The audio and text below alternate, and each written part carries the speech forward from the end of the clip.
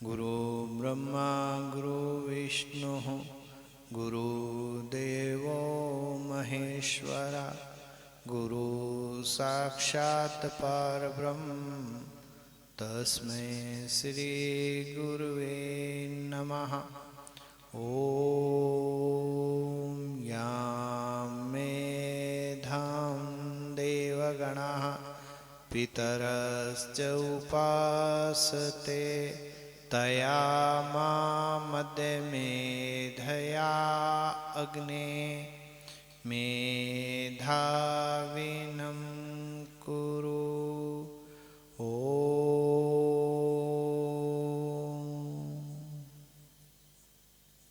परम पिता परमात्मा श्री श्री सतगुरुदेव के चरणों में कोटि कोटि अनंत कोटि वंदन। सभा में विराजमान सभी प्रेमी आत्मजनों को अभिनंदन और धन्यवाद। धन्यवाद सभी संत समाज को जो आज की सत्संग सभा में शोभा स्वरूप पधारे। और बहुत बहुत धन्यवाद भाई अमर सिंह जी और इनके सुपुत्र भाई बहादुर, भाई ईश्वर, दिलीप और महेंद्र को, जिन्होंने आज ये अपने इस नए भवन के नांगल के अवसर पर महान पुरुषार्थ किया। परमात्मा के निमित्त ये सत्संग का आयोजन किया। परमात्मा से बारंबार यही प्रार्थना कि रिद्धि सिद्धि सहित श्रीमान गणेश जी महाराज इनके भंडारा में सदा विराजमान रहे। माँ भगवती लक्ष्मी इनके आंगन में शोभायमान हों, सदा विराजमान रहें और इनके सभी मनोरथ ईश्वर पूर्ण करे। इन पर परमात्मा की कृपा अटूट रूप से रहे, ऐसी शुभ प्रार्थना ईश्वर से हम सब संत करते हैं। इसके पश्चात सत्संग की कड़ी से जुड़ते हुए जैसा संचालक महोदय ने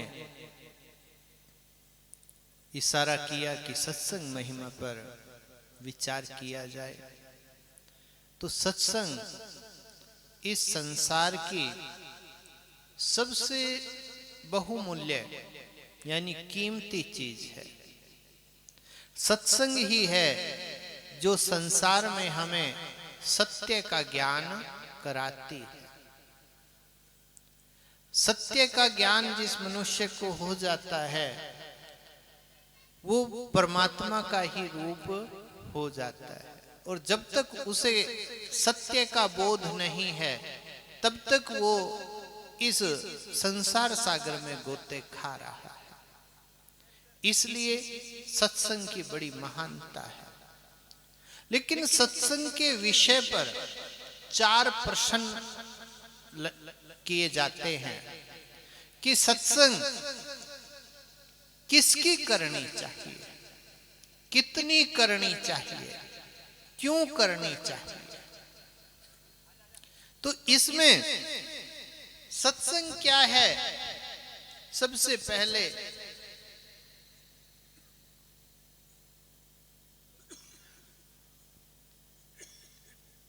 किसी भी संत महापुरुष के पास बैठ करके सत्य का विचार करना, सत्य पर खोज करना, यही सत्संग है। किसकी करनी चाहिए? सत्संग करना निर्मल साध की, ये ध्यान देना है। एक जगह साखी क्या कह रही है कि संगत कर जो साध की, क्या नुगरों से काम, और नुगरा ले जाए नार की और संत मिलाए राम। इसलिए नुगरे इंसान के संगत भी नहीं करना, तो सत्संग तो बहुत बड़ी चीज है। नुगरा आदमी क्या करता है? ऐसा रास्ता भटकाता है, ऐसे रास्ते पर डालता है कि जन्म जन्मांतर तक नरक का गोता खाना पड़ता है। और वही संत, कोई भी संत पुरुष क्या करता है, वो मनुष्य को सत्य का मार्ग बताता है, सत्य का उपदेश दे करके उस परमात्मा की ओर आगे बढ़ाता है। इसलिए सत्संग हमेशा संत पुरुष की ही करनी चाहिए। कितनी करनी चाहिए? कई लोग सोचते हैं कि भाई सत्संग शाम 8 बजे से लेके 4 बजे तक ही करनी चाहिए। नहीं, क्या कहा है, सत्संग कभी भी की जा सकती है, लेकिन उसका प्रमाण भी कितना बताया है कि यूं तो जिंदगी भर भी करो तो सत्संग थोड़ी है, पर अगर प्रमाण की बात करते हैं तो कहते हैं एक घड़ी आधी ते पुनियाद, तुलसी संगत साध की कटे कोटि अपराध। तुलसीदास जी कह रहे हैं एक घड़ी, एक इतना भी टाइम नहीं है आपके पास तो आधी घड़ी, और आधे घंटे, इतनी आधी घड़ी जितना भी टाइम नहीं है तो आधी ते पुनियाद, और भी कम कर दो लेकिन करनी चाहिए। पर सुखदेव जी तो इससे भी ज्यादा इसकी महिमा करते हैं समय की। तब के बरस हजार हैं, सत्संग की पल एक, तो भी बराबर ना तुले, सुखदेव किया विवेक। वो कह रहे हैं कि अगर हजारों साल की तपस्या को एक साइड में रखा जाए और मनुष्य की हुई सत्संग एक पल भर की भी, पल कहते हैं जितना आंख को झपकने में टाइम लगता है, इतने से समय का भी अगर मौका किसी संत से वार्तालाप करने का मिला तो उसके अंदर सत्संग भरी रहेगी, वो तप पीछे रह जाएगा। इसलिए सत्संग का तो जितना भी मौका मिले, जहां भी मौका मिले, जैसे भी मौका मिले, सत्संग करते रहना चाहिए। अब सत्संग के विषय में कि क्यों करनी चाहिए, ये सबसे बड़ा प्रश्न है। देखिए, सत्य और असत्य इसका विवेक अगर करना है तो आपको किसी ना किसी संत की शरण में जाकर के, किसी ना किसी गुरु की शरण में जाकर के उनसे प्रश्न करना पड़ेगा, और उनके द्वारा आपके संशय का जो निस्तारण हो वही आपके कल्याण का मार्ग खोलेगा, आपका भला कर सकता है। इसलिए सत्संग करनी चाहिए। सत्संग के 2 रूप हैं, ये ध्यान रखना।